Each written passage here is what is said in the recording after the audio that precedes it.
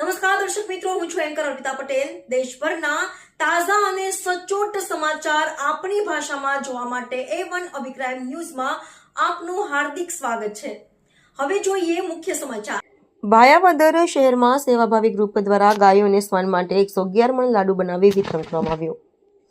ભાયાવદર શહેરનું સેવાભાવી ગ્રુપ દ્વારા દર વર્ષ મકર સંક્રાંતિ પર્વ દરમિયાન અબોલ જીવો ગાયોને કૂતરા માટે લાડવા અને લીલા ઘાસનું વિતરણ કરવામાં આવ્યું છે।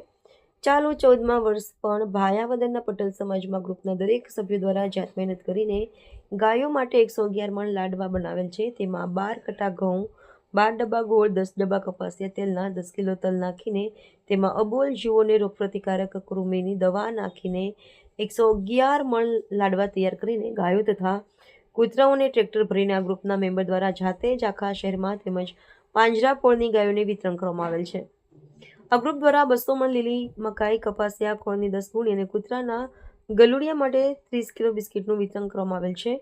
ભાયાવદર શહેરનું આ ગ્રુપ કૃષ્ણા ગ્રુપ, આશીષ પાન ગ્રુપ, કનૈયા ગ્રુપ, મિયાજી ગ્રુપના 60 યુવાનો મિત્રો દ્વારા દર વર્ષે પોતાના ખર્ચે જાત મહેનત કરીને બોલજીઓ માટે મકર સંક્રાંતિના પર્વ દરમિયાન નાખવામાં આવે છે।